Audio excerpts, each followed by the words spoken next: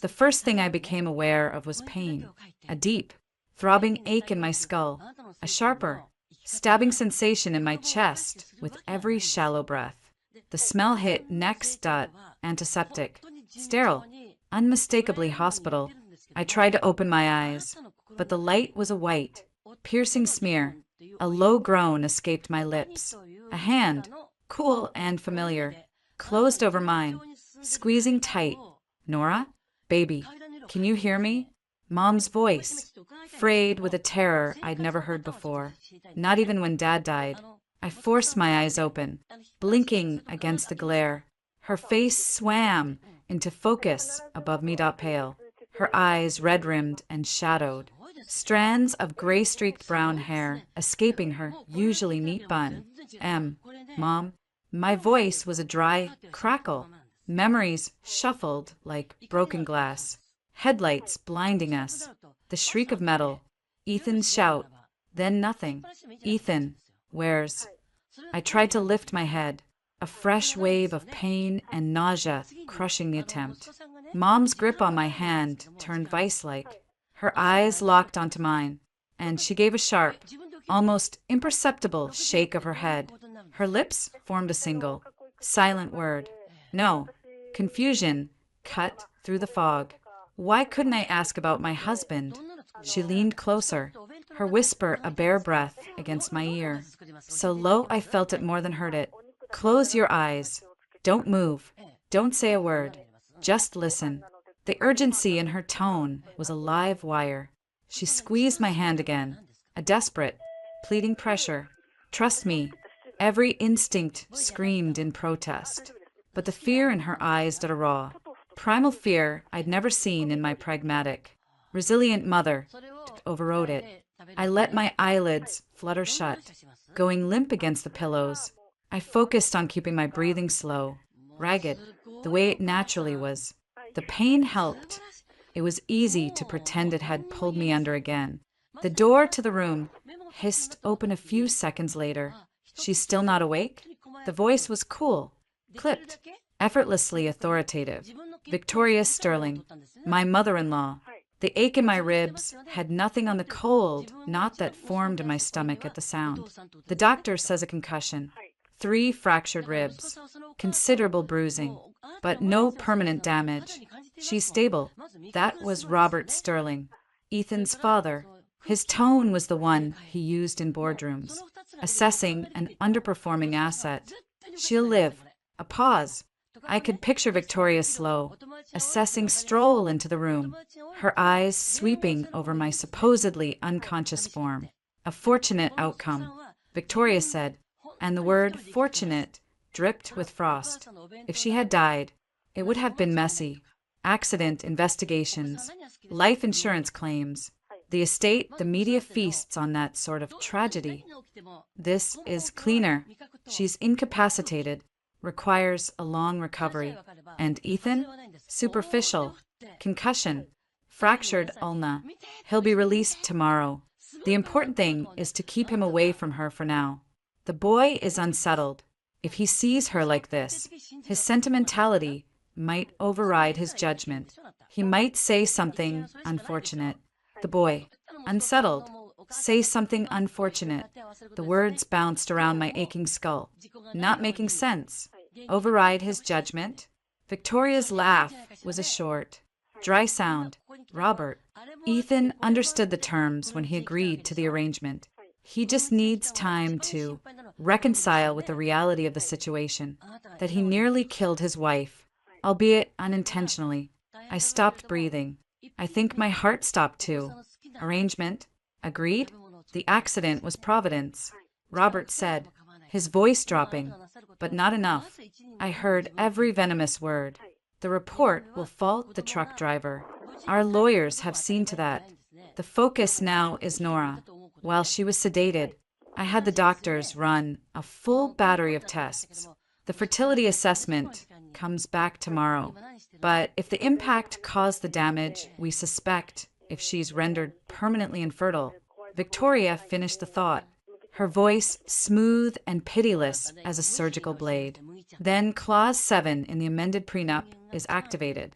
Inability to fulfill marital obligations, including providing an heir due to a health condition originating from an accidental injury, with no fault attributable to the husband. The Sterling family is entitled to recoup all gifted assets. The Upper East Side apartment reverts to us.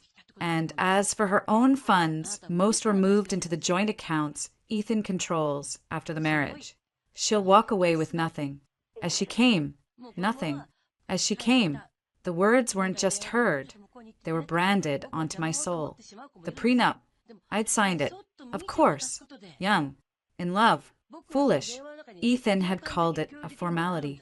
A piece of paper his parents' lawyers insisted on. I'd been naive enough to believe that our love was the only contract that mattered. Clause 7. I vaguely remembered it, couched in so much legalese. A health and fulfillment clause. I'd never imagined it was a loaded gun pointed at my future. Timing is critical. Robert continued, a strategist outlining a campaign. She's vulnerable now, dependent.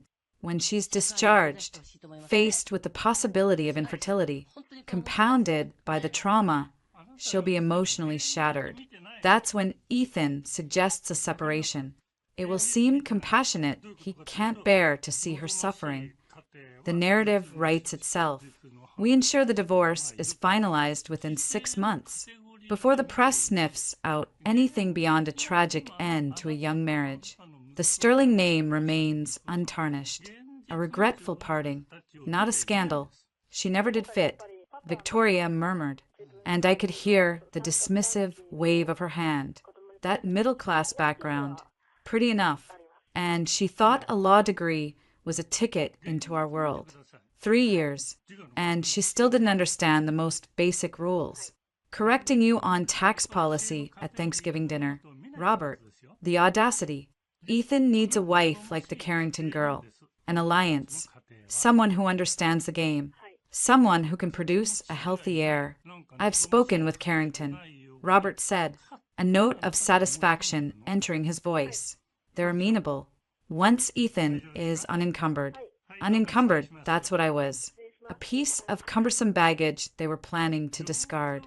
And Ethan needed a wife who could produce a healthy heir.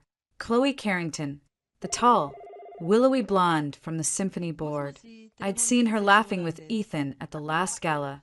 I'd thought nothing of it. God, I was an idiot. Footsteps approached my bed.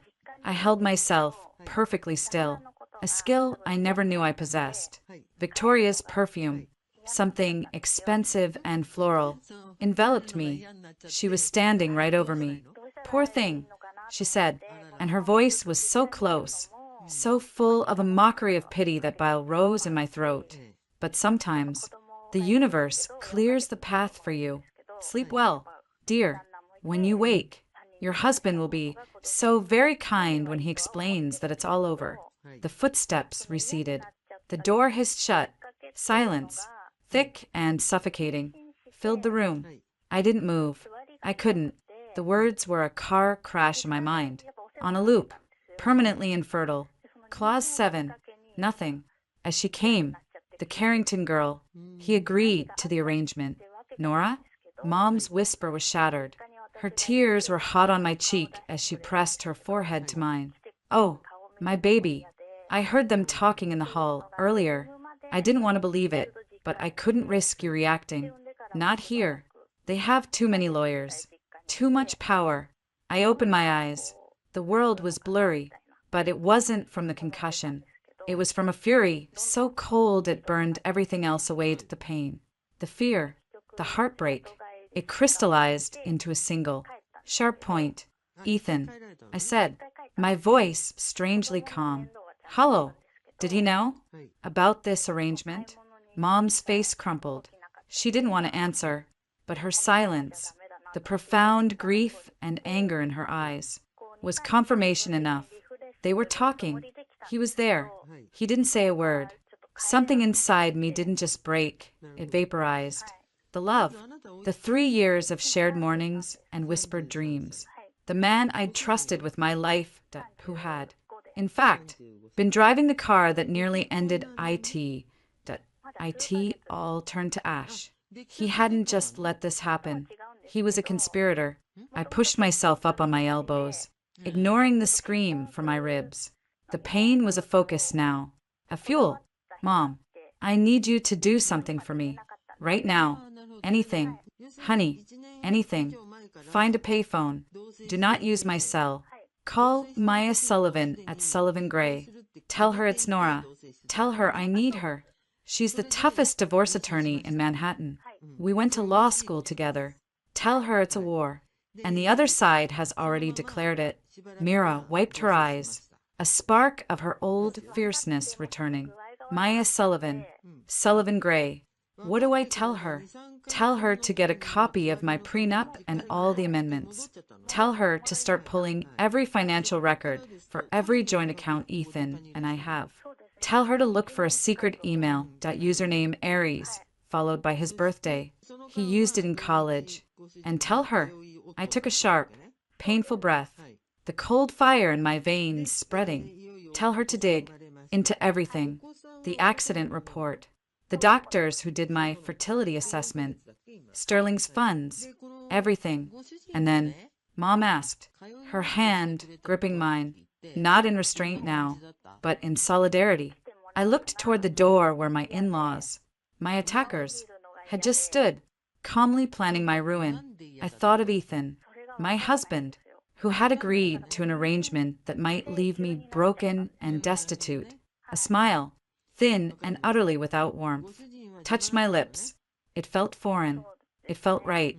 And then I said, my voice a low, steady promise in the sterile quiet of the room. I'm going to make every single one of them wish they'd never stepped into this room. The sterile calm of the hospital room was a lie. Every beep of the monitor, every shuffle of a nurse's shoes outside, felt like a countdown. The pain in my ribs was a constant, throbbing anchor to reality, a brutal reminder that the collision had been real. But the true injury, the one that didn't show on any scan, was a frozen, fractured thing in my chest, where my heart used to be. Victoria and Roberts, words played on a loop, a toxic mantra, permanently infertile. Nothing. As she came, he agreed. Mom had left to make the call, her face set in lines of grim determination. I was alone, staring at the acoustic tile ceiling, planning my first move in a war I never enlisted in. Survival instinct, honed by years of legal training and buried under 3 years of playing the dutiful wife, surged to the surface. I wasn't Nora Sterling, the wounded bird. I was Nora, the woman who graduated top of her class from Columbia Law, the woman who had stood in front of juries and won. They'd made me forget her. They'd encouraged me to retire her, to become a decorative, compliant accessory. Their first and fatal mistake. The door opened softly. I didn't need to turn my head. I knew the rhythm of his footsteps, the faint scent of his sandalwood cologne, a wave of nausea, so much more potent than the concussion, rolled through me. Nora? Ethan's voice was hushed, rough with what sounded like genuine emotion. Oh, God, Nora. I turned my head slowly, wincing as if the movement pained me. It did, but the performance was everything. Let him see the victim. Let him see the broken thing he needed to believe I was. He stood in the doorway, his left arm in a sleek black sling, a contrast to my hospital gown. His usually perfect blonde hair was disheveled. A purple bruise bloomed on his temple, and his blue eyes were wide with a sheen of tears. He looked every inch the devastated, devoted husband. A year ago, a day ago, that look would have shattered me. Now, I saw the artistry in it, the slight tremble of his lip, the way he held his body, angled to showcase his own injury and his concern. He agreed to the arrangement. Ethan, I whispered, letting my voice crack. I reached a trembling hand toward him, the 4-tube pulling, a pathetic, weak gesture. He was at my bedside in 3 strides, carefully gathering my outstretched hand in both of his. His hands were warm. I fought the urge to flinch. I'm here, sweetheart. I'm so sorry. I'm so sorry. He brought my fingers to his lips, his eyes closing. A tear escaped, tracing a path down his cheek. An Oscar-worthy performance. What happened? I asked, letting my gaze go blurry. Confused. I remember lights, and then you shouting. He took a shuddering breath, his grip tightening. A truck. It ran a red light on park. I tried to swerve. I tried to protect you. His voice broke. It all happened so fast. When I saw you, all that blood. He buried his face in the sheets near my hand, his shoulders shaking. I watched him, a strange detachment settling over me. I studied the curve of his neck, the familiar slope of his shoulders. I was looking for a crack, a flicker of insincerity. All I saw was a masterfully crafted display of guilt and grief. Was the guilt for the accident, or for what came after? I needed to know how deep the betrayal ran. You're hurt, I murmured, touching his sling with my free hand. It's nothing, he said vehemently, lifting his head. A fracture. It's you, the doctors said your ribs. Your head. He stroked my hair back from my forehead. His touch featherlight, the intimacy of the gesture, now poisoned, made my skin crawl. All that matters is that you get better. I've already spoken to the best specialists. Whatever you need. I let a tear slip down my own cheek. Not a performance. A tear of pure, undiluted fury and mourning for the man I thought I'd married. I'm so scared. I breathed, the truth in that statement giving it power. Don't be, he said, his voice firming into the reassuring tone he used when promising me the world. I'm here. I'll take care of everything. The lawyers are already handling the insurance, the claims against the trucking company. You don't have to worry about a thing. The lawyers are handling everything. The phrase was a landmine. I stepped carefully around it, choosing a path of seeming vulnerability. Our money? I asked, my voice small, childlike. I just quit the DA's office, and the foundation work with you hasn't started yet. I let the sentence hang, a picture of financial anxiety. It was the role he'd cast me in, the dependent wife who needed managing. A flicker, so fast I almost missed it. A momentary tightening around his eyes. A micro-hesitation before the reassuring smile returned. Nora, don't you dare worry about that. Our joint accounts are more than enough to cover anything. My parents are helping, too. You just focus on healing. He said our joint accounts with a possessive ease that chilled me. He said my parents are helping as if it was a blessing, not a death sentence. He hadn't given a number. He hadn't said our money is safe. He'd offered a vague, comforting blanket, a liar's comfort. I needed a tool, something he couldn't deny me without looking like a monster. My phone, I said, turning my head away as if exhausted by the topic of money. It was destroyed. I feel so cut off. Mom's been here, but I just want to read the news. Something normal. And text with her when she's not here. Do you have a spare? One of your old ones? Silence. I kept my face turned, listening to his breathing. Would he deny his injured? Traumatized wife a simple phone? Suspicion would look bad. But giving me a direct line to the outside world, uncontrolled by him or his family, was a risk. Of course, he said after a beat too long. The reluctance was expertly masked by concern. Are you sure you should be looking at screens? The concussion. The doctor said short periods are okay. I lied smoothly. It's just the silence in here is so loud. Ethan. I looked back at him, letting my eyes well up again. I need a distraction from the memories. That did it. The devoted husband could not refuse a plea framed in trauma. He nodded, pulling a sleek, latest model iPhone from his pocket with his good hand. Here, it's a spare. Clean. I'll have the number added to our plan. Just don't overdo it. Okay. He placed it on the rolling table next to me, his fingers lingering near it for a second. Thank you, I whispered, offering him a week. Grateful smile. The smile felt like a betrayal of myself, but it was a necessary currency. You're so good to me. He leaned down and pressed a soft kiss to my forehead. His lips felt like ice. Always.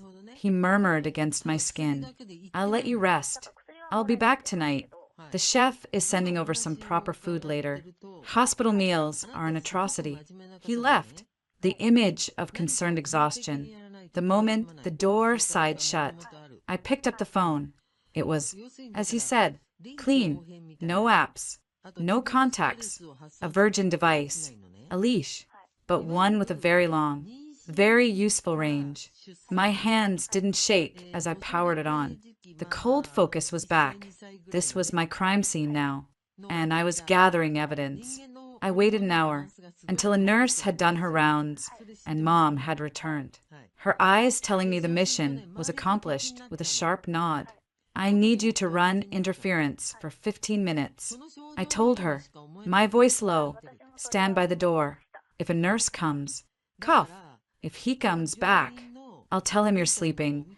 And the doctor said no disturbances. Mom finished, her jaw tight. She didn't ask questions. She just took up a post by the door, a small, fierce sentinel. I pulled the blankets up to obscure my hands and the phone's glow.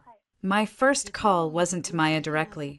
I called the main line of Sullivan Gray, asked for her assistant, and used a prearranged phrase Mom had relayed. This is Nora, regarding the ongoing estate litigation. I need to speak with Ms. Sullivan urgently about the disputed assets in the Sterling matter. Code, in case anyone was listening. 30 seconds later, Maya's voice, sharp and clear as a struck bell, came on the line. Nora, Christ, your mom gave me the broad strokes. Talk to me. Are you safe? For now, in a gilded cage with surveillance, but safe.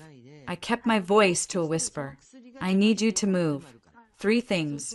Maya, first, get a copy of my prenup and every single amendment, attachment, and writer, the full, executed originals from the filing, not the pretty version they gave me. Focus on Clause 7, the health and fulfillment clause, and any related sections about asset recapture and separation. On it. My investigator already has a source at the firm that drafted it. We'll have it by end of day. Second, a full forensic audit, all joint accounts, investment portfolios, everything with both our names on it. Going back to the day we got married, look for large transfers, unusual activity, especially in the last 6 months. I want to know where every penny of my money that I moved into those accounts went. I thought of the savings from my years as a prosecutor, the inheritance from my father I'd so foolishly commingled. Specifically, look for transfers to offshore entities, Caymans, Bermuda, Switzerland. Maya let out a low whistle. You think they're already moving money? I think they've been planning this. The accident just moved the timeline up. They need me poor and trapped to make their narrative work. All right. And third, you said something about an email? A dry, humorless sound escaped me. Ethan's secret. From his wilder college days, he had a Gmail account he used for extracurricular activities, back when he was seeing me and someone else. The username was his first dog, Aries, followed by his birthday. Month, day, year. No spaces. He was sentimental and lazy with passwords back then. It's a long shot, but he's a creature of habit. Aries. Huh. The god of war. Ironic. I could hear the tapping of keys. We'll run it down. Anything else? I thought of Robert's voice. So sure. So cold. The fertility assessment comes back tomorrow. Yes. The hospital. I was out for what? A day? They ran a full battery of tests. Find out who ordered them. Which doctors. Get the original, unaltered results, especially anything related to reproductive health.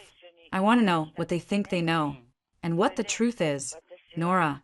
Maya's voice softened, just for a fraction. That's heavy. You sure you're ready for that answer? I'm ready for the truth. I said, the steel back in my whisper. Whatever it is, it's my truth, not a weapon for them to use against me. Okay, I'm on it. Sit tight. Play the part. And Nora, don't trust anyone. Not the nice nurses. Not the sympathetic social worker. Assume every kindness has a price tag and a report that goes back to the Sterling building. I'm learning, I said, and ended the call.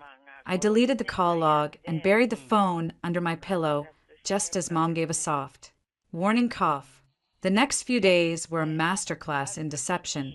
I was the perfect patient, frail, grateful, emotionally wobbly. I ate the exquisite meals sent from the Sterling chef, praising Ethan's thoughtfulness. I clung to his hand when he visited, letting silent tears fall as he talked about our future, his words now sounding like a scripted lie. I leaned into the trauma, using it to explain my lethargy, my lack of detailed questions, and I made small, seemingly harmless requests.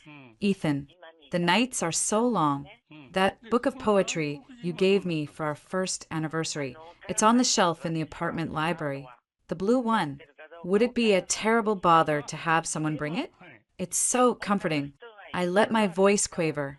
He agreed instantly, eager to soothe. The book arrived, along with a few other volumes from the same shelf. Nestled among them was a thick, annotated copy of the Federalist Papers, a gift from a law school mentor. Inside its hollowed-out pages, a melodramatic hiding spot from a more paranoid time in my life, was an old external hard drive and a small, locked journal, my insurance, files from my pre-wedding life, my independent tax returns, investment statements, copies of my old employment contracts, and, more valuably, audio files. I'd forgotten about them until now. In the early days, feeling like an outsider at Sterling family gatherings, I'd sometimes felt a weird tension. Conversations would die when I entered a room. Jokes I didn't understand were followed by sharp looks, paranoia, maybe, or intuition. I'd started carrying an old phone in my clutch, set to record during dinners. I had hours of mundane chatter, clinking silverware, and politics, but I also had snippets. Robert, after 3 scotches, holding forth to a cousin about creative accounting for overseas assets, his voice a smug murmur. Victoria, laughing with a friend about a rival socialite's new money gaucheness and her husband's questionable charity. And Ethan, once, after a fight with his father, slurring to me, once the trust unlocks at 30, I won't have to play this fucking game anymore. At the time, I dismissed it as drunken hyperbole. Now, it was a potential jackhammer against the foundations of their perfect facade. I gave the drive and journal to Mom during her next visit. Keep this somewhere they'd never look, with Aunt Linda, or in a safety deposit box under your name only. A week later, I was discharged. The doctor, a man with kind eyes and a Sterling donated wing named after his department, advised a calm, familiar environment for recovery. I seized the opportunity. The apartment, it's so big, and empty when you're at work. I said to Ethan, my eyes downcast as he helped me into a wheelchair. The memories of leaving that morning. I think I'd feel better at Mom's for a little while. It's smaller, cozier. I looked up at him, letting my lip tremble. If that's okay. I saw the conflict war on his face, the part of him that wanted me isolated, under his family's thumb, wrestled with the part that needed to maintain the caring husband charade, denying the simple, psychologically understandable request would make him look cruel, especially in front of the medical staff. Of course, sweetheart, he said, the words strained. He knelt beside the chair, taking my hand, whatever you need. I'll visit every day. We'll get you back home soon. The home hung in the air, a word that had lost all meaning. My childhood home in Brooklyn was a time capsule and a fortress. The air smelled of lemon polish and my mother's lavender sachets. Not money and deception. Here, in my old room with its faded band posters and law school textbooks, the Nora who signed that prenup felt like a foolish, distant stranger. 2 days after I settled in, Maya arrived. disguised in a nurse's scrubs and carrying a medical supply bag. "House call," she said briskly, giving me a once-over. "You look like hell." It's a good look. Very convincing. Maya Sullivan hadn't changed. Her black hair was in its usual severe bob. Her eyes missed nothing, and her presence filled the small living room with crackling, purposeful energy. She hugged my mom, then spread files out on the coffee table. "Right, let's get you up to speed." She tapped the first folder, the prenup. It's a masterpiece of benevolent-sounding evil. Clause 7 is the killer. It doesn't just cover infertility. It uses phrases like chronic health condition preventing the fulfillment of marital expectations, inability to contribute to the family legacy, and my personal favorite, irreconcilable divergence from the familial standard of well-being. It's so vague they could try to argue clinical depression or gluten allergy qualifies. The recapture clause lets them take back everything they ever gave you, plus any assets commingled with Sterling Resources, which, thanks to their accounting, is basically everything you have. I nodded, the legal part of my brain engaging, distancing me from the emotional blow. They'd have to prove the condition is permanent and originated from an event that wasn't my fault, but for which they bear no liability, the accident, which brings us to this. Maya slid a sheet of paper across the table. It was a medical report. My name, lots of technical terms. I skimmed to the conclusion. My heart, which had been numb, gave a single, hard thump. No permanent damage to the reproductive system. I read aloud, my voice flat, contusions, soft tissue trauma, but all structures intact. Full functional recovery expected. That's the original. From the head of OB/GYN at the hospital, Maya said, her eyes hard. This, she slid another, nearly identical report, is the one that was sent to the Sterling family lawyers. Note the addendum from a consulting specialist, a doctor with very close ties to a Sterling-funded research institute. His conclusion, significant, likely irreversible trauma to the uterine environment. Probability of successful pregnancy rated below 5%. I stared at the two documents. The forgery was good, but not perfect. The font on the addendum was slightly off. They falsified a medical report. I said, the enormity of it settling like a stone in my gut. This wasn't just financial manipulation or emotional cruelty. This was a felony. They did, and we have the proof. Now, the money. Maya opened another file. The joint accounts, large, regular transfers out starting about 4 months ago to a shell corporation registered in the Caymans. Authorization has both signatures. Yours is a forgery, a good one, but our handwriting guy says it's 95% probable it's not you. The rhythm, the pressure points are off. 4 months ago, around the time Ethan started working later, becoming distant, around the time I'd first seen him laughing with Chloe Carrington. How much? Total? Just over 2.3 million. Most of the liquid assets that weren't in locked investments. My father's life insurance. My savings. Gone. I felt a cold. Clear rage. Ethan's secret email. Maya allowed herself a thin, triumphant smile. She handed me a printout of an email chain. The username was Aries042788. The recipient, R.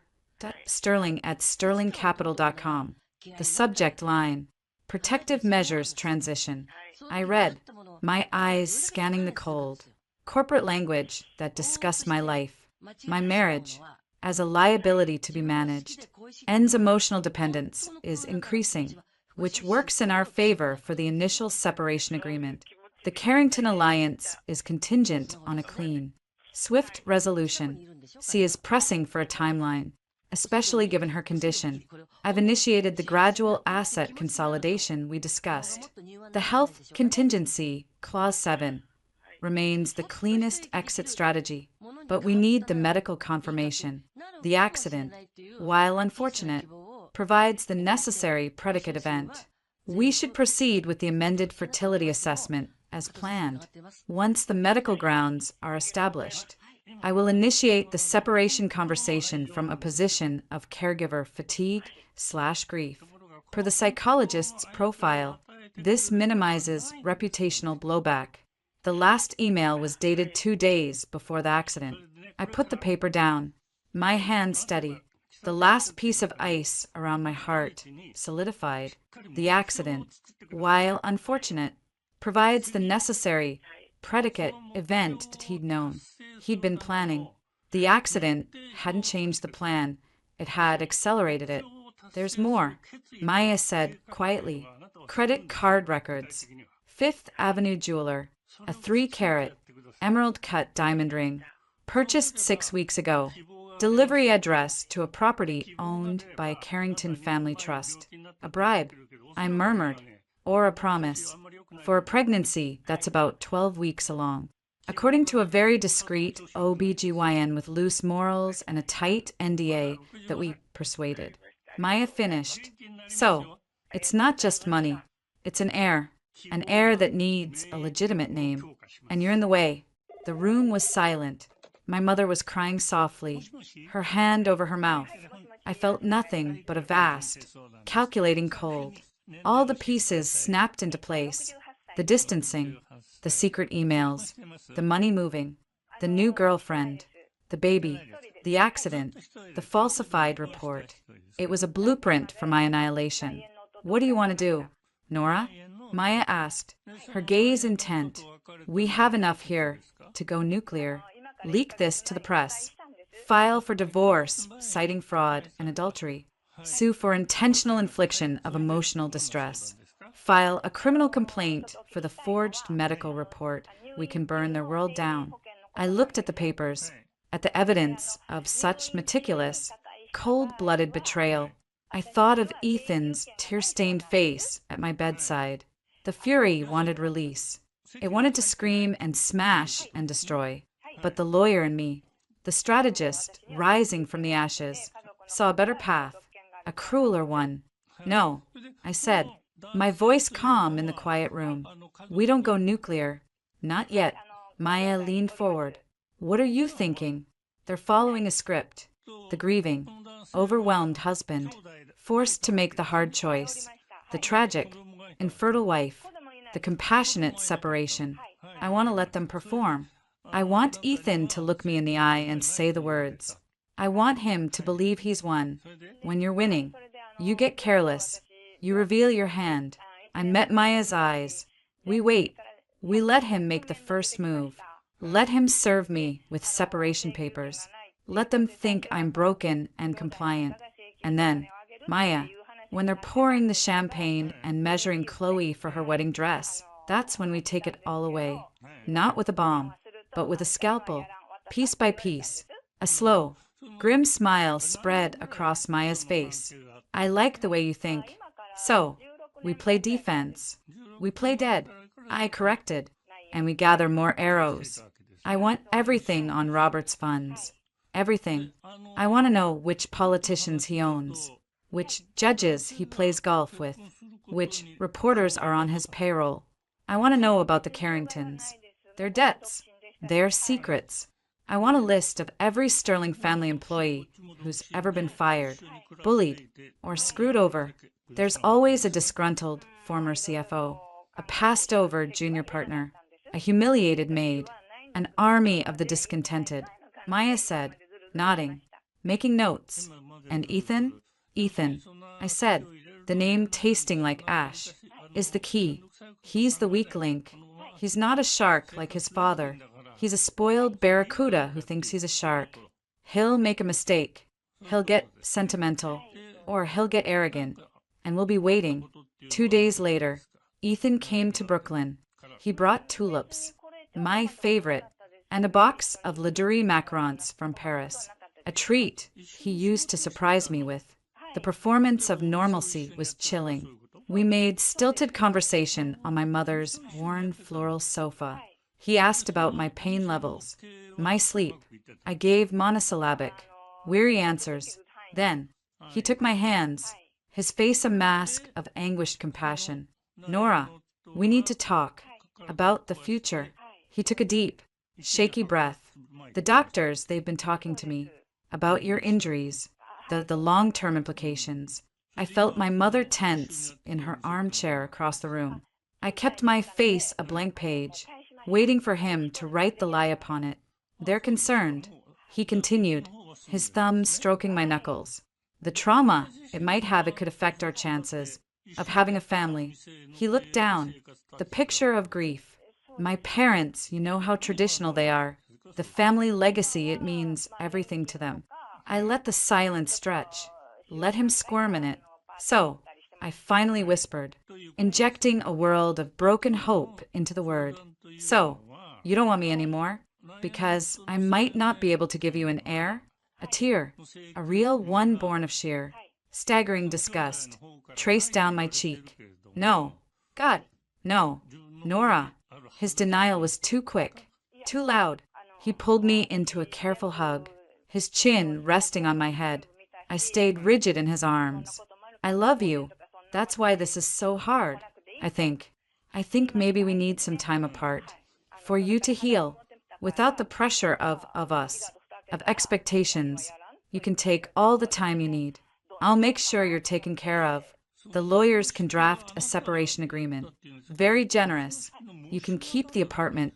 Of course, a more than comfortable allowance.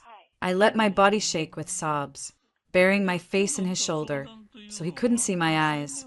The tiny, high-definition voice recorder pen clipped to the inside of my sweater cuff was picking up every word. Separation agreement. Generous. Allowance, the words from the email. Now, spoken aloud. I pushed back, looking at him with wide, devastated eyes. You're leaving me? Now, after I almost died? My voice broke on the last word. Perfectly. He had the decency to look agonized. Or he was just a very good actor. I'm not leaving you. Nora, I'm giving you space. For your sake. I can't stand to see you in pain.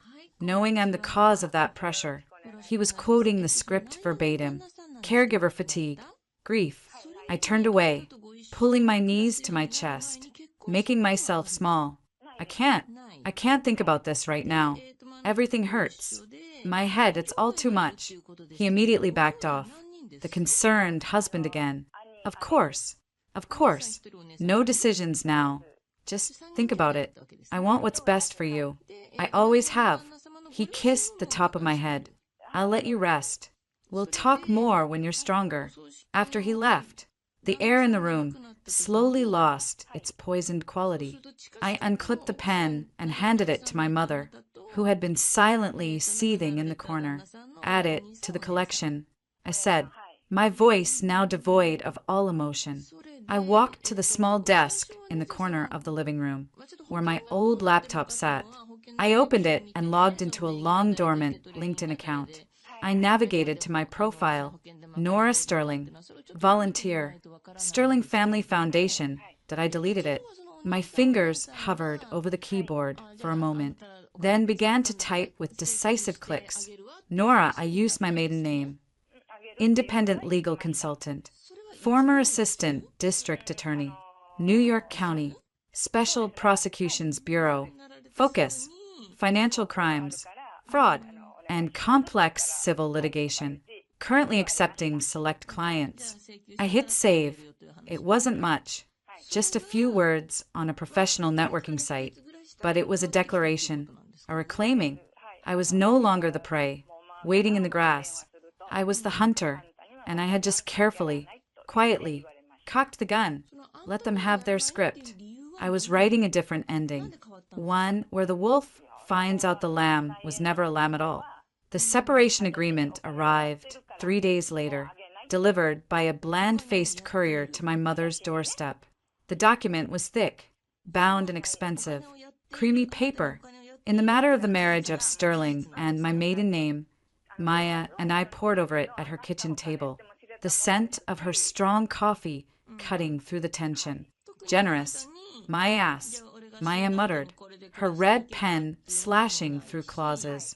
It's a carefully constructed trap. The allowance is contingent on you not contesting the divorce, not speaking to the press, and not contacting any member of the Sterling family outside of legal channels. The apartment is offered as a temporary residence subject to their periodic review of your emotional and financial needs. It's a golden leash. Sign this, and you agree that the separation is mutually desired due to irreconcilable differences arising from shared trauma, effectively waiving any future claim of fraud or duress. She looked up at me. It's their opening move.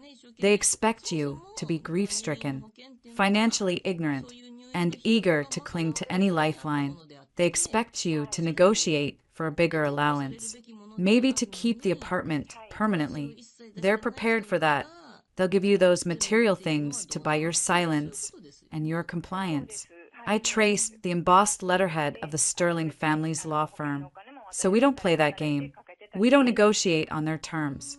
I leaned back, the bones of a plan that had been forming since my silent vigil in the hospital bed, now taking solid shape. Ethan is the weak link, but Robert is the foundation. We shake the foundation. The whole structure gets unstable. Maya's eyes narrowed with interest. How? Robert's business. I said, the Sterling Capital Partners, Fund 4. I remember at a dinner last year, he was boasting to a potential investor from Dubai about aggressive asset reclassification and offshore hedging strategies that would make the IRS dizzy. He was drunk, arrogant. He thought I was just a pretty ornament, wouldn't understand, but I was a financial crimes prosecutor. Maya, I heard the dog whistles. You think he's cooking the books? I know he is. I just need proof. And I know someone who might have it, or know how to get it. I pulled out my new, sterile phone at a burner I'd bought myself. Uncle Howard, Howard Sterling, Robert's younger brother, the family's perpetually disgruntled spare heir, ousted from the main business after a difference in strategic vision, which, according to tipsy Uncle Howard at our wedding, meant he refused to sign off on a deal that was one step away from fraud. He lived off a modest trust fund and a bottomless well of resentment. I found his number in an old contacts list. He answered on the fourth ring, his voice gravelly with suspicion. Who's this? Howard. It's Nora. Nora Sterling. I let the married name hang for a beat. Well, not for much longer. It seems. A long pause, followed by a low chuckle. Little Nora, I heard about your accident. Nasty business. And the rumors flying around the club are even nastier. To what do I owe the pleasure? Calling for investment advice from the family failure? I got straight to the point. I'm calling to offer you an investment. Howard, in a change of management at Sterling Capital. The line went so quiet I could hear the hum of the open line. You have my attention, he said, all trace of the jovial, drunk gone. I have reason to believe Robert has been overvaluing assets in Fund 4, using shell companies in the Caymans to hide losses. I think he's been funneling money, and I think the paperwork is a house of cards. I also think he's been using Ethan's signature on some of the shakier documents, bringing him into the fraud. Maybe without Ethan fully understanding the depth of it. Ethan's a fool, but he's not a criminal. Howard grunted.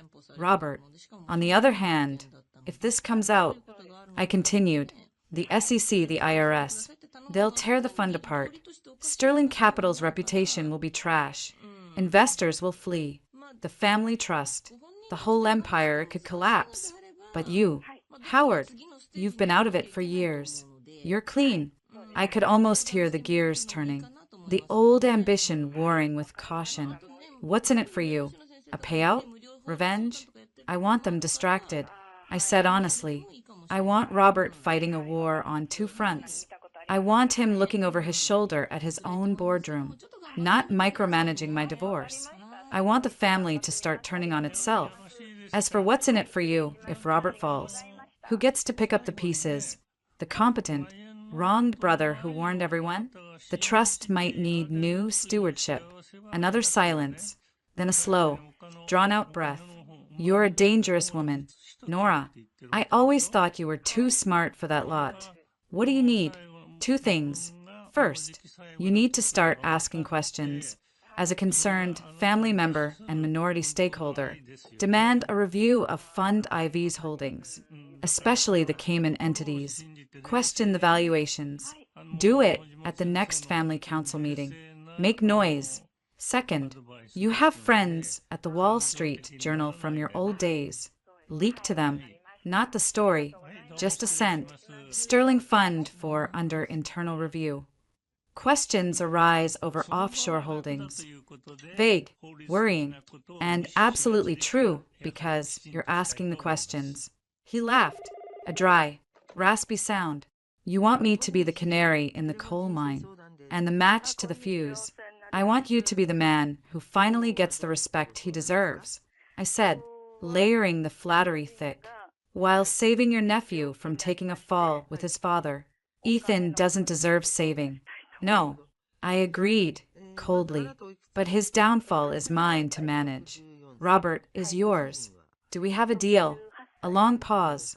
I'll make some calls. The board meets next Thursday. Expect some turbulence. The line went dead. I put the phone down. Maya was staring at me with a mixture of horror and admiration. You just declared war on a Wall Street dynasty. No, I corrected, gathering the separation papers into a neat stack. I just showed the dynasty that the castle walls have cracks, and I handed a torch to the one person who's been dreaming of burning it down for 20 years. The effect was swifter than I'd anticipated. By Tuesday, Maya forwarded me a terse, panicked email from Ethan's lawyer to hers. My client is deeply concerned by the confrontational and inaccurate tone of your filings. The proposed separation agreement was offered in a spirit of compassion and generosity. We urge reconsideration and a return to good faith negotiations. Howard was making his move. I imagine the scene. Howard, fueled by decades of bitterness, standing up in a room of mahogany and money, dropping carefully phrased, deadly questions. Robert, caught off guard, blustering, suspicion blooming among the other relatives. Is there a problem with the fund? Why hasn't Robert been transparent? On Wednesday, a short, cryptic item appeared in the WSJ's Heard on the Street column. Rumblings at venerable Sterling Capital. Questions are being raised internally about the valuation of certain legacy assets in one of its flagship funds. Could be nothing. Could be a sign of deeper fissures in the once unshakable empire. N.O. names. No specifics, but for the financial world. It was a flare. The response was immediate. My burner phone buzzed with an unknown number. I knew who it was. Nora. What is this? Ethan's voice was strained. The carefully cultivated concern, now frayed with a sharp edge of anxiety. You're auditing our finances? Contesting the separation? I thought we agreed to handle this amicably. I'm trying to do what's best for you. I made my voice small. Tired. Ethan. I got the agreement. My lawyer looked at it. It says, if I take your money, I can't ever talk about what happened. It says the apartment isn't really mine. I'm scared. I have nothing. I just want to understand where my money went. Our money is fine. He snapped, then immediately tried to soften it. Darling, it's fine. It's managed. This legal aggression. It's not you. It's that lawyer, Sullivan, poisoning you against me. We can work this out. Just the two of us. Can we? I let a tremor enter my voice, because when my mom was helping me get some things from the apartment, she found something. In the pocket of your old tuxedo, a receipt from Bergdorf's for a necklace dated 2 weeks before the accident. I let the sentence hang. A poisonous cloud. You never gave me a necklace. Ethan. The silence on the other end was absolute. Frozen. I could hear his shallow breathing. It was a surprise. He stammered, the lie pathetic and transparent. For our anniversary. With the accident. I never got to give it to you. Oh, I whispered, pouring a world of shattered belief into that single syllable. And the hospital. A friend of mine works in medical records. She said there were some irregularities with my test results, that the original reports looked different. Do you know anything about that, Ethan? Did someone change my medical records? What? No. God, Nora, that's insane. Who told you that? His panic was now genuine, but it was the panic of a man caught, not of a man wrongfully accused. You're confused. You're in pain. This is the trauma talking. You need to stop listening to these lies. I just want the truth. I sobbed, the sound tearing from my throat. Half act, half genuine rage at his continued performance. I almost died, and now everything feels like a lie. I hung up, cutting off his sputtered protests. I immediately opened the voice memo app on the burner and played back the last minute of the call. His stammering denial about the receipt, his frantic deflection about the medical records. You're confused, you're in pain. Stop listening to these lies that IT was perfect. That evening, I created a new, anonymous email account. I attached the audio clip, carefully edited to remove my questions, leaving only Ethan's damning, panicked responses. I found 3 Instagram accounts and 2 TikTokers who specialized in exposing the rich and entitled, the seedier side of high society. I sent them each the same message with a file. For your consideration, the devoted husband, caught in a lie. The sterling fairy tale isn't so shiny. More to come. I didn't tag anyone. I didn't name names. But the internet is a bloodhound. Within hours, the audio, with clever subtitles and a haunting background track, was everywhere.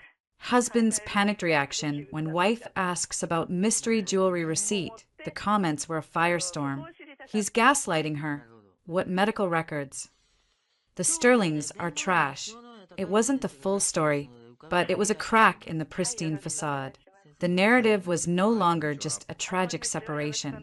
It was now a mystery, and mysteries invite scrutiny.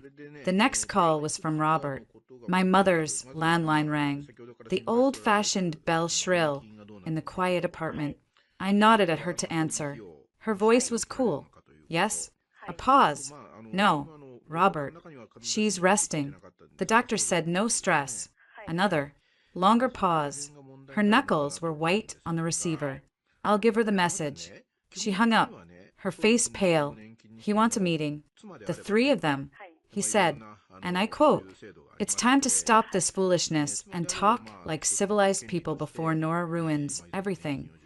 She looked at me, fear in her eyes. They're scared. Honey. Good. I said. A flat, hard word. I felt no triumph, only a cold, steady purpose. The fear was the point. Fearful people made mistakes. They lashed out. They showed their true faces. I didn't call back. Instead, I dressed in simple, dark jeans and a blazer, a far cry from the silk and cashmere of my sterling wardrobe, and took the subway into Manhattan. I had a meeting with the women entrepreneurs of NYC Collective, a group I'd found online. I offered pro bono legal consulting for startups, navigating early funding rounds. I spent 2 hours in a sunlit co-working space, listening to a brilliant young woman pitch her sustainable packaging idea, helping her parse a predatory term sheet. For those 2 hours, I wasn't Nora, the betrayed wife. I was Nora, the lawyer. I had value that had nothing to do with my last name. When I returned, there was an email on my secure laptop from an anonymous sender. The subject line, a gift. The attachment was a video file, time-stamped from a month before the accident. It showed Ethan, clear as day, having an intimate dinner at Lou Bernardine with Chloe Carrington. They were leaning close, laughing. The camera, shaky and discreet, zoomed in on Chloe's left hand, resting on Ethan's arm. On her finger was a massive, emerald-cut diamond ring, the same one from the credit card receipt. The message was simple. Thought you could use this. I stared at the frozen image, that Ethan's smile, easy and unguarded, a smile I hadn't seen in months. There was no sound, but I didn't need it. The body language screamed everything. I didn't know who sent it. Howard? A disgruntled Sterling employee? A rival of the Carringtons? It didn't matter. It was a weapon, delivered to my armory. I saved it to multiple encrypted drives. I wouldn't use it yet. Not until the moment was perfect. Not until the world was watching. My phone buzzed. Ethan again. This time, his voice on the voicemail was stripped of all pretense. Raw, with a desperate, entitled anger.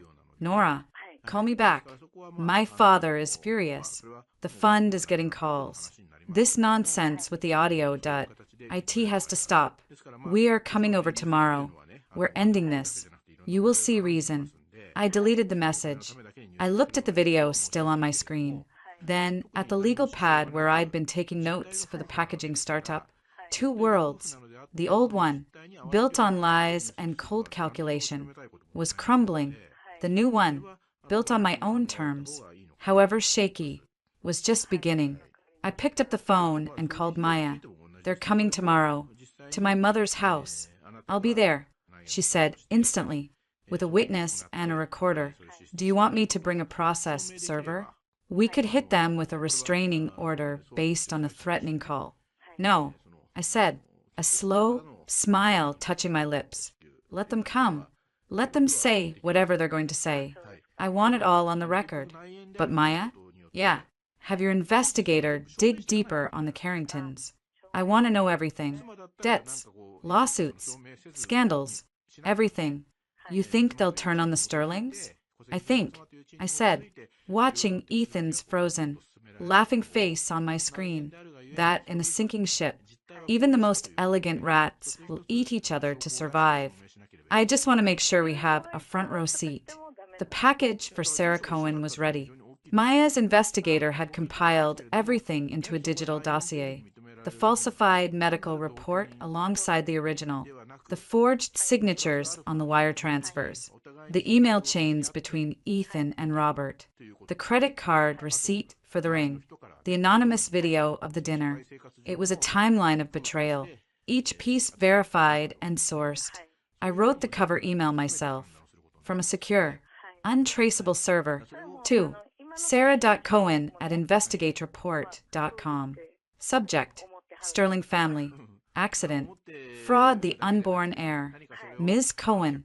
Attached, you will find documents pertaining to Ethan Sterling, his parents Robert and Victoria Sterling, and the events surrounding the car accident involving his wife, Nora, on February 16, 2026. This evidence suggests the accident was leveraged as part of a pre-existing plan to dissolve the marriage under fraudulent pretenses, dispossess Nora Sterling of her assets, and clear the way for a new relationship with Chloe Carrington, who is currently pregnant.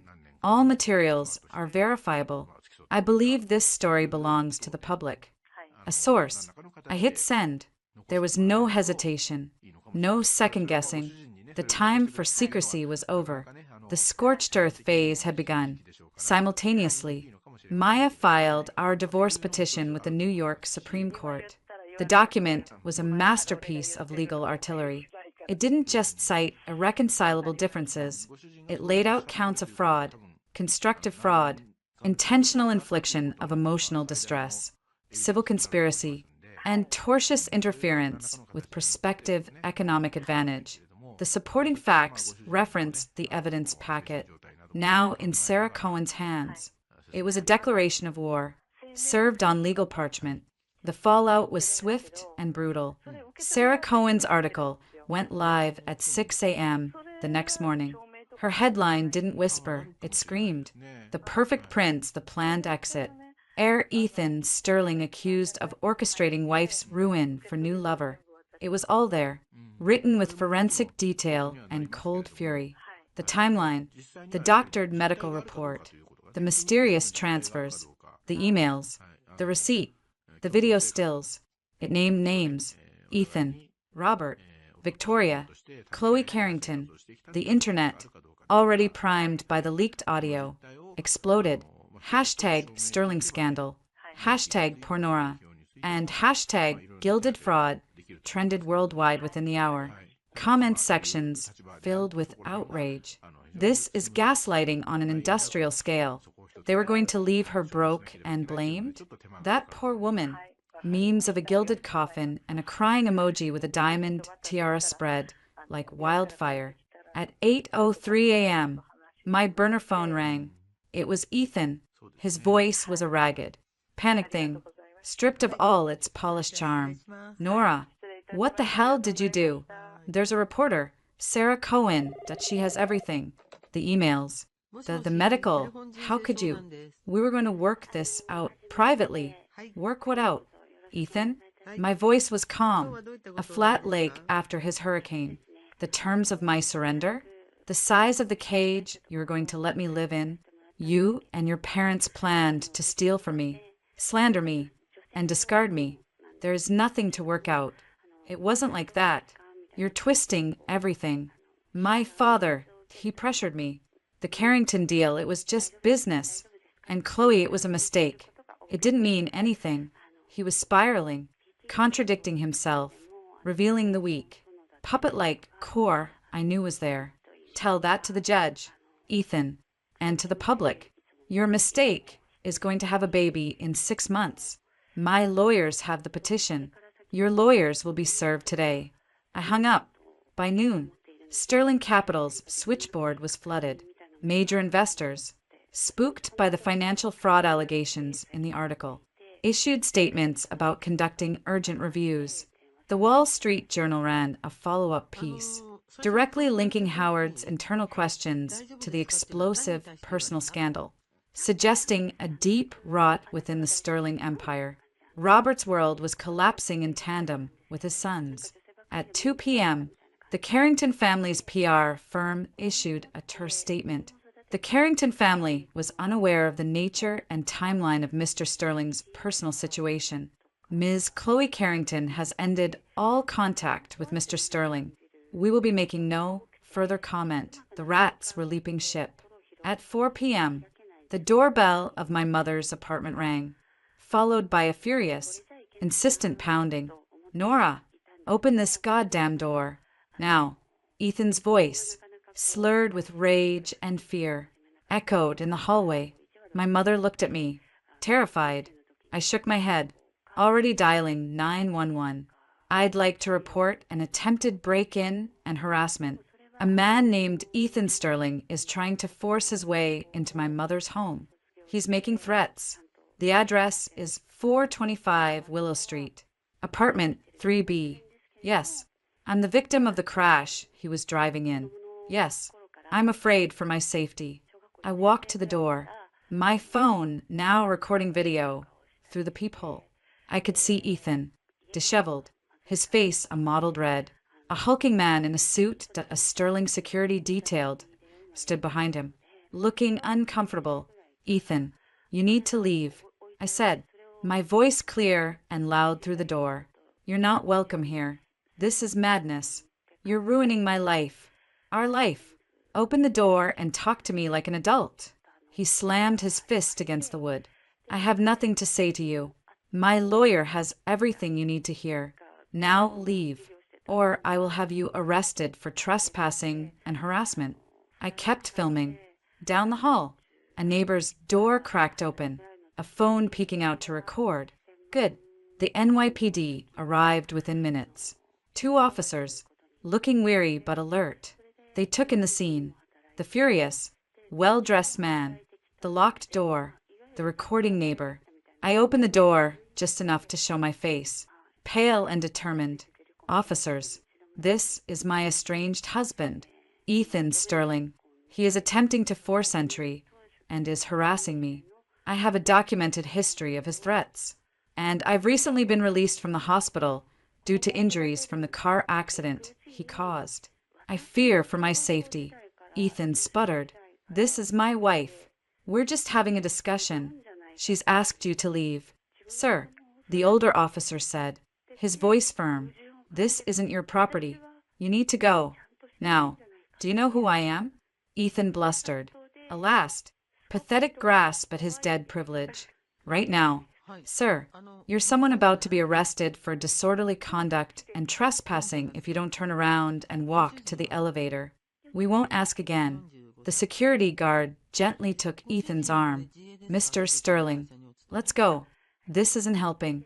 Defeated, his public image shattering in real time on a neighbor's iPhone, Ethan allowed himself to be led away, shooting a look of pure, bewildered hatred at me as the elevator doors closed.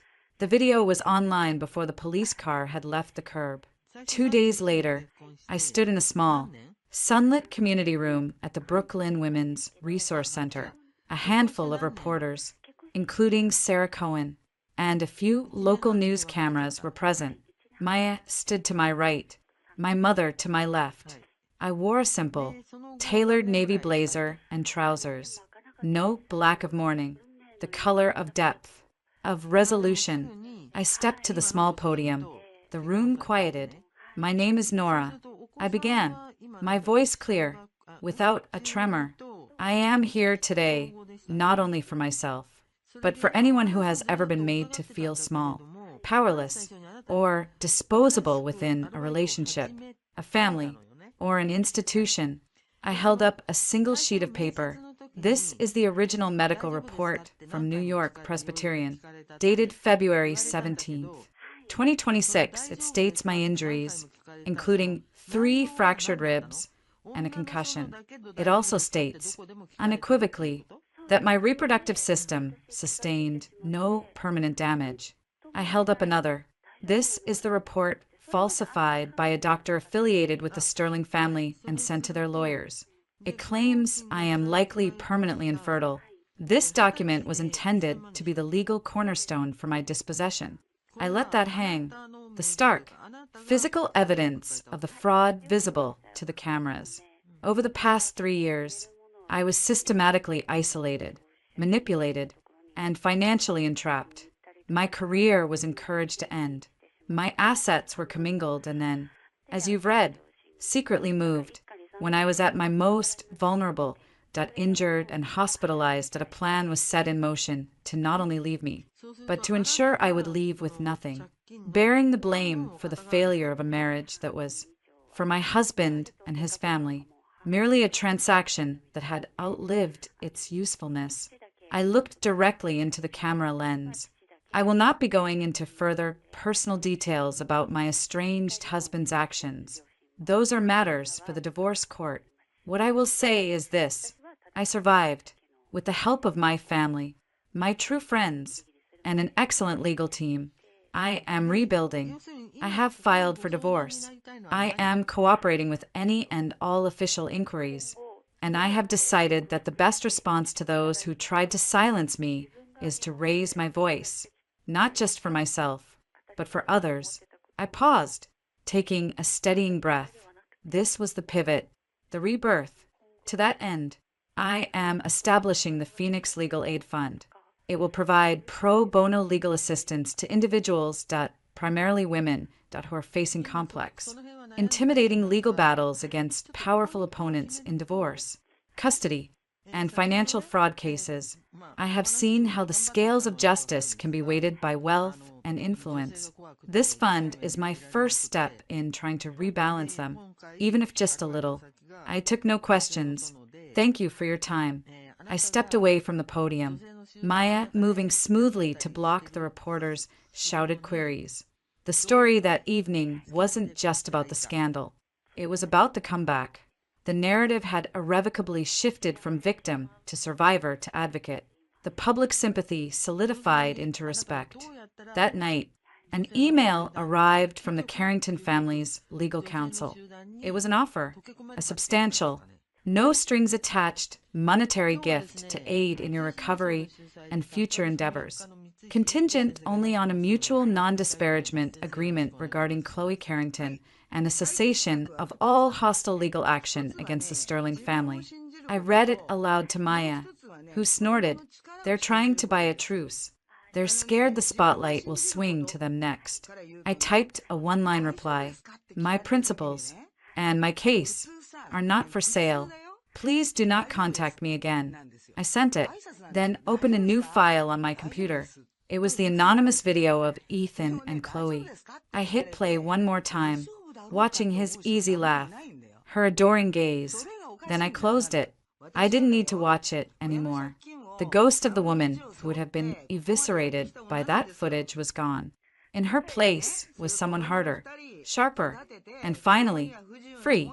My phone buzzed. Another unknown number. I almost didn't answer. Nora, please. It was Ethan again, but the anger was gone. In its place was a hollow, broken whisper. A real one. Please. It's over. My father, the fund, it's collapsing. The lawyers say the divorce petition, it's a massacre. We'll give you whatever you want. Just make it stop. I'm sorry. I'm so sorry. I listened to the raw pain in his voice. I felt nothing. No schadenfreude. No pity. Just a vast, empty silence where my love for him used to live. Ethan, I said, my voice quiet in the dark room. It's too late for sorry. Talk to my lawyer. I ended the call and blocked the number. Outside, the lights of Brooklyn glittered, indifferent and full of possibility. The gilded mask was in pieces at my feet. The path ahead was mine alone. The morning of the divorce trial dawned cold and brittle, a metallic gray sky pressing down on Manhattan. There were no nerves as I dressed in the stark, elegant black suit Maya and I had chosen. It was armor, not morning clothes. My mother fastened the single pearl at my neck, her hand steady, her eyes holding mine in the mirror. Ready? She asked. Past ready. I said, the words a quiet vow. The courthouse was a circus. A scrum of reporters shouted questions. Cameras flashing. Nora, any comment on the Sterling Fund collapse? Do you expect Ethan to testify? Is it true Chloe Carrington will be called? We moved through the chaos, Maya cutting a path with sharp words and a sharper elbow. Our security guard a solid wall at our backs. The public gallery was packed. I saw Howard Sterling sitting alone in the back, a faint, grim smile on his lips. I saw Sarah Cohen, notebook ready. I did not look at the Sterling side of the room. They entered as a unit. Robert, Victoria, and Ethan, shepherded by a phalanx of 3 senior partners from the city's most feared white shoe firm. They were a portrait of besieged aristocracy. Robert's face was a mask of controlled fury, veins standing out on his temple. Victoria looked through everyone, her chin high, as if the room smelled bad. Ethan looked hollowed out. His suit hung on him. His eyes were bloodshot, and he kept his gaze fixed on the floor. The confident prince was gone, leaving a scared boy in his place. Good. Let the world see. The Honorable Judge Eleanor Vance took the bench. A woman in her 60s with a reputation for no-nonsense efficiency and a deep dislike of wealthy men who thought the law was a suggestion box. The Sterling legal team, led by the silver-haired Charles Winthrop, opened with a masterclass in misdirection. Their strategy was clear. Paint me as a gold-digging hysteric. They called a hired gun psychologist who testified about post-traumatic paranoia and cluster B personality traits, often manifesting as vindictiveness in divorce scenarios. They called a former junior colleague from the DA's office, a man I'd beaten out for a promotion, who sneeringly described me as ambitious to a fault and exceptionally manipulative with facts. Maya's cross-examination was a surgical strike. To the psychologist, Doctor, in your 400-page evaluation of Ms. Sterling, did you review the falsified medical report entered into evidence as Exhibit 12? A flustered admission that he had not. So your diagnosis of paranoia doesn't account for the objective fact that someone was actually conspiring to falsify her medical records? To the former colleague, Mr. Jacobs, isn't it true you were formally reprimanded for case file tampering? An investigation initiated on a complaint filed by Nora Sterling? The man spluttered, his credibility evaporating. Then, it was our turn. Maya called witness after witness, building a wall of irrefutable truth. The hospital records administrator verified the original and falsified reports. The forensic document examiner detailed the forged signatures on the wire transfers. She saved the best for the third day. The defense calls Mr. Howard Sterling. A ripple went through the courtroom. Robert's head snapped toward his brother, his face purpling. Ethan stared, uncomprehending. Howard walked calmly to the stand, sworn in, and met his brother's glare with a look of pure, undiluted contempt. Maya led him through his history with Sterling Capital, his ousting. Then, she got to the point. Mr. Sterling, in your capacity as a minority stakeholder, did you become aware of irregularities in Fund 4? I did. Can you describe them? Overvaluation of distressed real estate assets by approximately 40%. The use of shell corporations in the Cayman Islands to hide catastrophic losses in derivative trading. Falsified quarterly statements shown to investors. Robert's lawyer, Winthrop, was on his feet. Objection. Relevance. This is a divorce proceeding, not an SEC hearing. Judge Vance peered over her glasses. The petitioner has alleged a pattern of fraudulent conduct by the respondent and his family to illegally dispossess her, the financial ethics and practices of the family business, particularly if the respondent was involved. Speak directly to modus operandi and character. Overruled. Continue. Ms. Sullivan. Howard went on, cool and precise, and was the respondent, Ethan Sterling, involved in these irregularities? He was. His signature appears on a series of documents authorizing the transfer of losing assets into the offshore shells. Documents his father prepared and told him were portfolio rebalancing. Howard looked at Ethan, not with malice, but with a kind of pity. The boy never looked at the details. He just signed where his daddy told him to. Objection. Non-responsive. Sustained. The jury will disregard the last comment. But they had heard it. The image was cemented. Ethan, the puppet, and finally, Mr. Sterling. Maya said, her voice dropping, after the car accident, did you have a conversation with your brother, Robert Sterling, about his daughter-in-law's condition? Howard's eyes found mine for a second. I did, he said, and I quote, the accident solved a messy problem. With the right medical opinion, we can wrap this up cleanly and move on with the Carrington Alliance. He was referring to Nora. The gallery erupted. Judge Vance gabbled for order, but the damage was thermonuclear. Robert Sterling looked like he was about to have a stroke.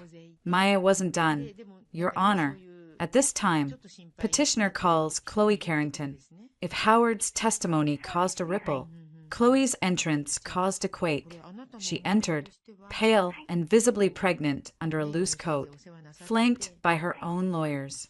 The Carringtons had cut her loose, and she was here under subpoena. Her immunity deal with the state attorney general's office for her testimony, clearly her only play. Ethan's head jerked up as she walked past. He mouthed her name, a silent plea. She didn't look at him. On the stand, Chloe was a fragile, angry mess. Under Maya's gentle but relentless questioning, the love story unraveled. She admitted the affair began 4 months before the accident. She confirmed the ring, the dinner, the promises. He said it was a marriage in name only. He said she was cold, that they had an understanding. He was just waiting for the right time to leave. He needed to get his finances in order first. And when was the right time? Ms. Carrington? Maya asked softly. After. Chloe's voice hitched. After the trust fund released.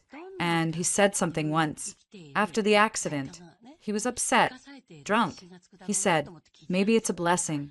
Maybe this is the clean break we needed. I didn't know what he meant then. I thought he meant the accident itself. Now, I don't know what I think. She was crying now. Angry. Humiliated tears. He used me too. He needed a suitable pregnant wife to get his money. I was just the next piece in his game. Winthrop's cross-examination was brutal, trying to paint her as a jealous, lying homewrecker. But the facts were the facts. The timeline, the pregnancy, the ring.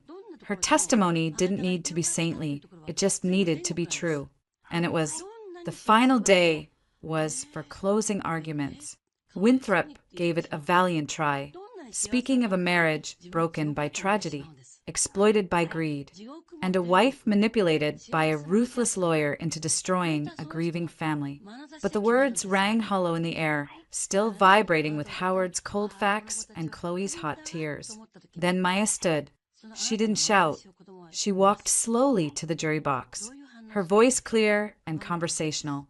Ladies and gentlemen of the jury, for the past 3 years, my client, Nora, lived in a gilded cage. The bars were made of prenuptial agreements, of whispered promises, of social expectation. The lock was her love and trust for the man she married. On February 16th, that man drove her into a collision, and while she lay unconscious, he and his family didn't call for a priest. They called for an accountant. They didn't draft a will. They drafted a plan. She walked them through the evidence, piece by devastating piece. The emails, the forgeries, the falsified medical report, the moved money, the pregnant girlfriend. This wasn't a divorce, she said, stopping in front of Ethan, who flinched. This was a hostile takeover of a human life, an asset stripping of a person. They weren't seeking to end a marriage. They were seeking to erase Nora, to leave her penniless, blamed, and broken, so they could move on to a more profitable model without a messy scandal. She turned back to the jury. They believed their money, their name, their influence, placed them above the law, above decency. They believed Nora was a minor obstacle to be removed. They were wrong. You have the power today to show them how wrong they were, to tell them that in this courtroom, there is one law for everyone. That fraud is a crime. That conspiracy is a crime. That attempting to destroy a person is not a family matter. It is a gross violation for which they must be held accountable. In every sense of the word, give Nora back what they tried to steal. Give her justice. The jury was out for less than 4 hours. We stood for the verdict. Judge Vance read the findings, her voice echoing in the silent, packed room. On the count of fraud and constructive fraud against respondent Ethan Sterling, the court finds for the petitioner. On the count of civil conspiracy against respondents Ethan, Robert, and Victoria Sterling, the court finds for the petitioner. On the count of intentional infliction of emotional distress for the petitioner. The list went on. Every count in our favor. Then, the judgments. Judge Vance adjusted her glasses based on the overwhelming evidence of bad faith, malice, and fraud. The court hereby orders the following. 1. The marriage is dissolved. 2. The prenuptial agreement and all amendments are voided in their entirety due to fraud in the inducement and execution. 3. The respondent, Ethan Sterling, shall pay to the petitioner, Nora Sterling, a lump sum equitable distribution award of $65 million, reflecting the return of her assets with interest, and compensatory and punitive damages. A gasp went up. $65 million. It was a number designed to sting, to cripple even the Sterlings. 4. The apartment at 778 Park Avenue is confirmed as the sole and separate property of the petitioner. 5. The respondent is responsible for all of the petitioner's legal fees and costs. 6. The court is referring the evidence of financial fraud and document falsification presented in this matter to the United States Attorney's Office for the Southern District of New York and the Securities and Exchange Commission for criminal investigation. It was a total, unmitigated rout, a legal annihilation. Robert Sterling made a strangled sound and collapsed back into his chair.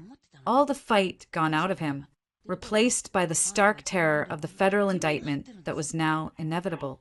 Victoria simply stared straight ahead, her face a frozen mask, her empire of appearances in ashes around her.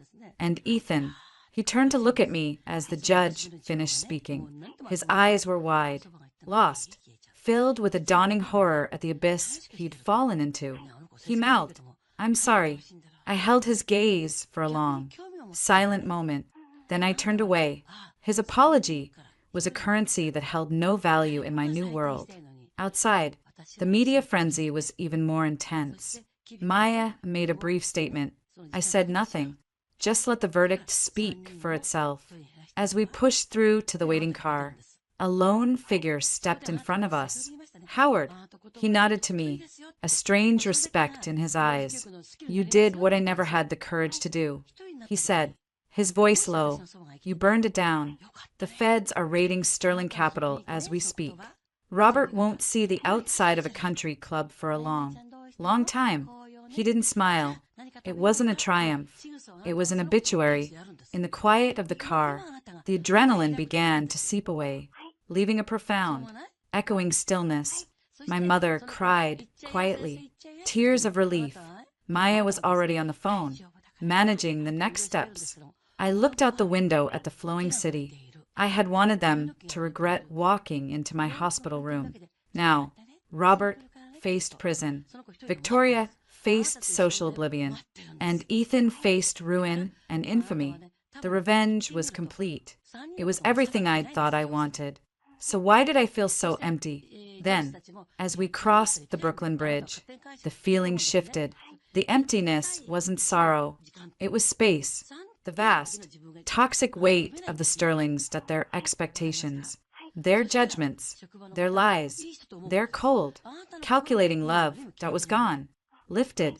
The frozen fury that had sustained me for months had burned itself out, and in its place was quiet, a clean, quiet peace. The war was over. I had won, not just the money, the apartment, the legal victory. I had won back myself. Nora Sterling was gone, her name a relic of a battle fought and won. I was just Nora, the woman who had looked into the gilded abyss and hadn't blinked. My phone vibrated. A text from an unknown number. Saw the news. Congratulations. The offer for coffee to discuss the trust case still stands. No pressure. Liam. I looked at the message. Then I looked out at the Brooklyn skyline. My home, rising before me. I didn't reply. Not yet. For the first time in years. My time, my attention, my next move belonged utterly and completely to me. And that was a freedom no court could ever award, and no amount of money could ever buy. I closed my eyes, breathed in the free air, and began, slowly, to think about what came next. The quiet after the verdict was the loudest sound I'd ever heard. In the months that followed, the media cyclone spun itself out. The federal indictment of Robert Sterling for securities fraud, tax evasion, and conspiracy was front-page news for a week, then became a recurring footnote in the business section as his lawyers fought a protracted, losing battle. Sterling Capital was dismantled, its assets sold off to pay fines and investors. The Sterling name, once synonymous with old money power, became a cautionary tale about greed and arrogance. Victoria Sterling vanished from the society pages. Rumor placed her in a discreet family property in Palm Beach, living in a much reduced, frosty isolation. I never saw or heard from her again, and I considered that one of the great blessings of my new life. Ethan, stripped of his trust fund, burdened by the crushing financial judgment in my favor, and toxic in the circles that once embraced him, reportedly moved to Los Angeles. A gossip site blurry photo showed him looking gaunt and anonymous at a coffee shop. His story was over. The thought brought no satisfaction, only a distant, clinical sense of closure. The part of me that had loved him had been cauterized in that hospital room. What remained was neither hatred nor pity, but a simple, profound indifference. He was a stranger who had happened to play the villain in the story of my rebirth. My own story was just beginning. The funds from the settlement, a staggering number that still felt abstract, were not a lottery win. They were reparations, blood money, in the most literal sense. Maya helped me structure it with cold pragmatism, a significant portion locked into conservative, income-generating trusts to ensure lifelong security for me and my mother. Another chunk seeded the Phoenix Legal Aid Fund, which was no longer just an idea I'd announced at a press conference. 1 year to the day after the verdict, I stood in the airy, sunlit office of the Phoenix Fund in a renovated brick building in Dumbo. The space was all exposed beams, thriving plants, and the low, purposeful hum of activity. My name was on the founding documents, but not on the door. The door read, simply, Phoenix Legal Advocacy. I was the managing director, but I was also just Nora, one of the attorneys. I surveyed the main room. At one desk, a young associate was on the phone, her voice calm and firm as she walked a client through filing an emergency order of protection against an abusive spouse. At another, a paralegal was meticulously organizing documents for a complex financial fraud case against a predatory payday loan company. We had 4 full-time attorneys, 2 paralegals, and a rotating roster of fierce, idealistic interns. We were small, scrappy, and we were winning. We took on cases no one else would touch, where the power imbalance was grotesque and the chances of success, by conventional metrics, were low. We'd become a whispered legend in certain circles, the place you went when you had nothing left to lose, and the other side had everything. Nora, the 2 p.m. is here. The green case. My assistant, Leo, a whip-smart, non-binary law student, poked their head into my office. Their style was a vibrant counterpoint to the gray suits of my past life. Today, a mustard yellow blazer and cobalt blue glasses. Send her in, please. Anna Green was in her 40s, her eyes holding a familiar, weary intelligence that had been hammered by fear. Her husband, the CEO of a mid-sized tech firm, had hidden assets in dizzying complexity during their divorce. Her previous lawyer, a nice man recommended by her country club, had been utterly outmatched. She'd found us through a secret Facebook group for women navigating high-conflict divorces. For the next hour, I was in my element. We spread financial statements across the table, and I traced the hidden pathways with a finger, explaining the shell companies, the inflated valuations of IP, the transfers to his brother's venture fund. He says I'm being paranoid, that I don't understand high finance. Anna whispered, her voice trembling. I looked at her, and I saw myself a year ago, staring at a falsified medical report, being told I was confused. Anna, I said, my voice quiet but absolute. You're not paranoid. You're right. The numbers are lying, but they're also telling the truth. We're going to follow them, and we're going to get what you're owed. Not what he offers, what you're owed. The gratitude that flooded her face was a different kind of wealth. It was the fuel that powered this new engine of my life. This was my atonement, my purpose, using the skills I'd honed in the sterile world of white-collar prosecution and the brutal, personal education I'd received at the hands of the Sterlings, to fight for people who had no other champion. Later that evening, I walked into my apartment, on Park Avenue.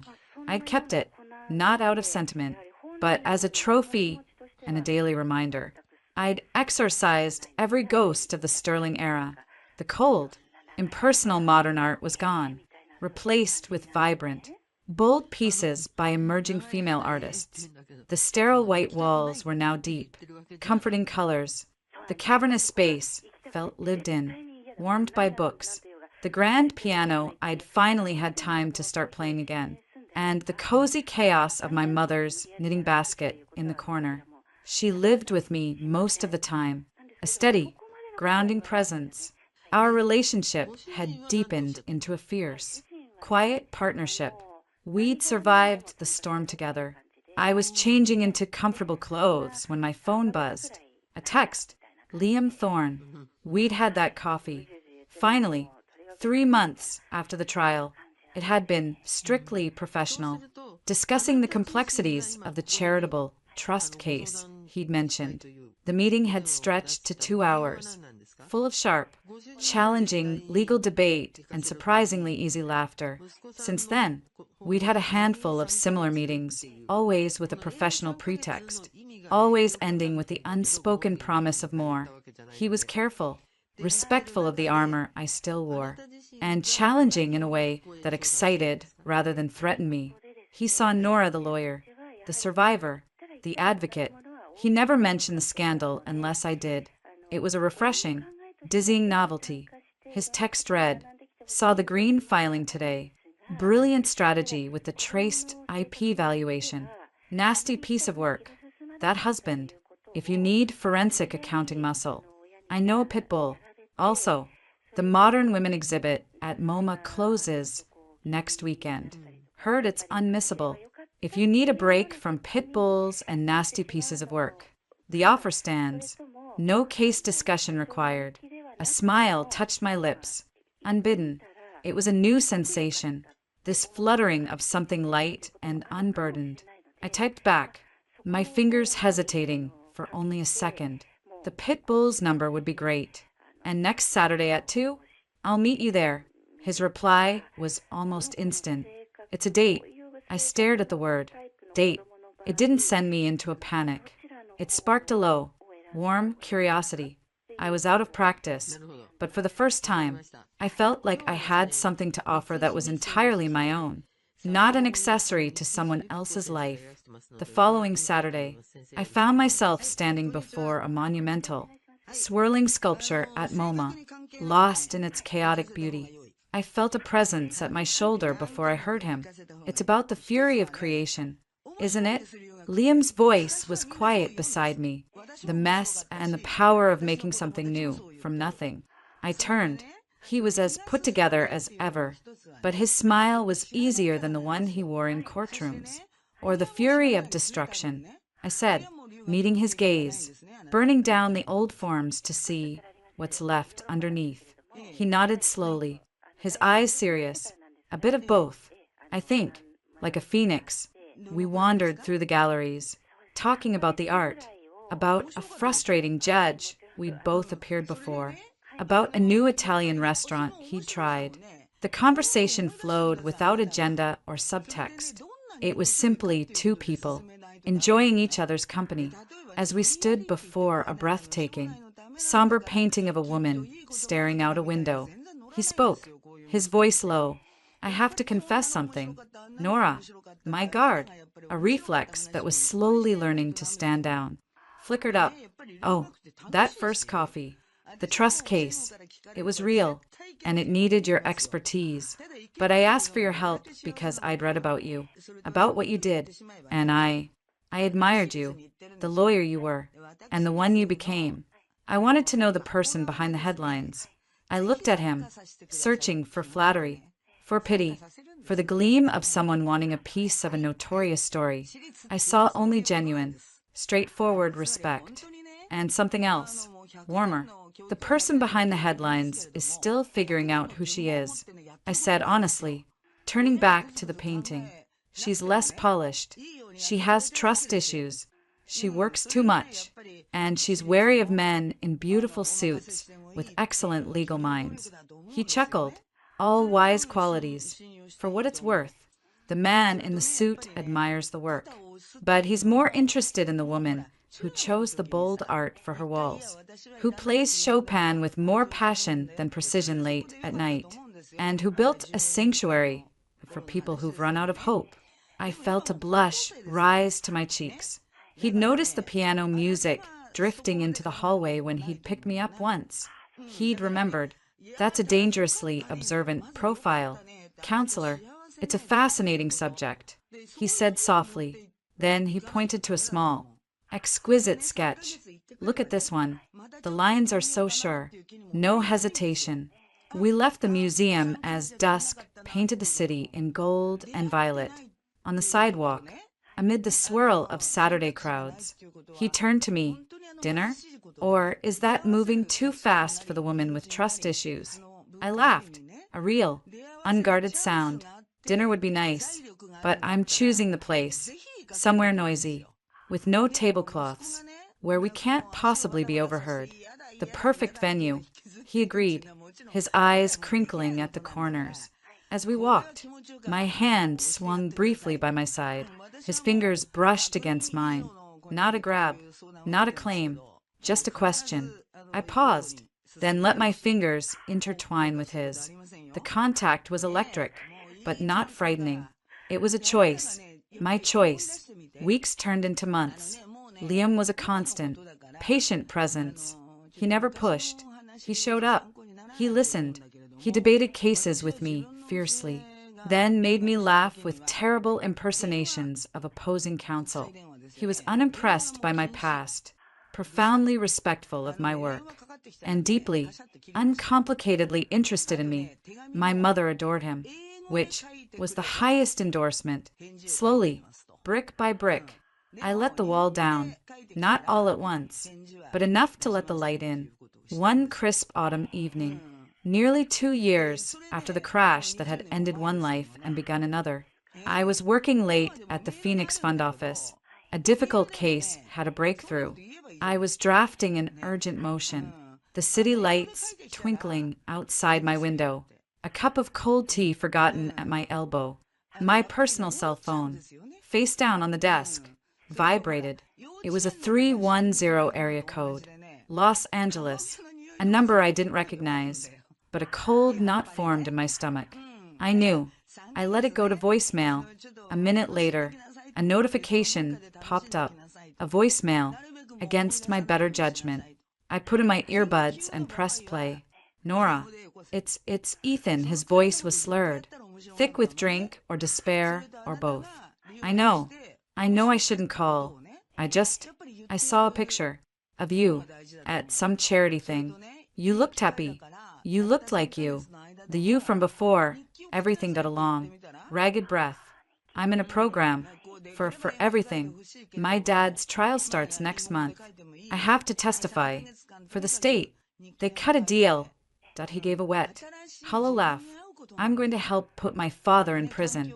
How's that for poetic justice? Silence. I just wanted to say, I'm sorry. I know it doesn't mean anything. It doesn't change anything. But I am. For all of it. You were the best thing that ever happened to me. And I was too stupid and too scared to be the man you deserved. I hope you're really as happy as you look. Goodbye, Nora. The message ended. I sat in the silent office, the words hanging in the air.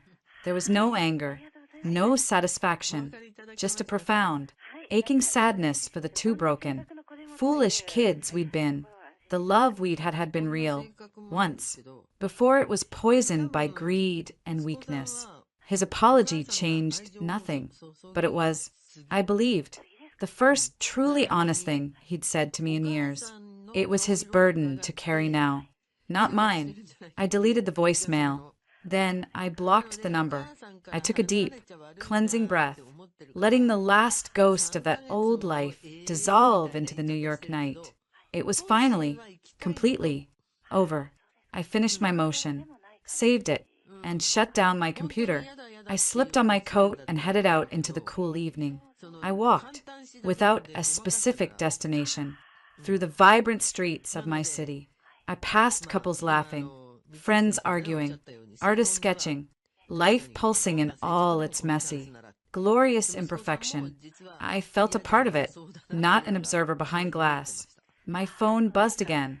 A text from Liam. Case file review ran late. Just got out. You still at the office? Can I bring you terrible Chinese food and a decent bottle of wine? I smiled, typing my reply as I walked. Just left. Meet me at my place. I'll cook, and the wine better be more than decent. His response was immediate. Deal. Be there in 20. Don't burn the apartment down. I looked up at the skyline, at the windows of the building I now called home, where my mother and my new life waited. The past was a closed book, a painful lesson etched into my bones. The future was an unwritten page, full of uncertainty, but also of promise, of purpose, of a hard-won peace, and perhaps of a love that was steady and sure, built on a foundation of who I truly was. I was no longer Nora Sterling, the victim, the pawn, the avenger. I was Nora, a lawyer, a daughter, a friend, a woman who had walked through fire and emerged, not unscarred, but stronger, wiser, and finally, completely free. I turned my key in the lock, pushed open the door to the warmth and light within, and stepped into the rest of my life.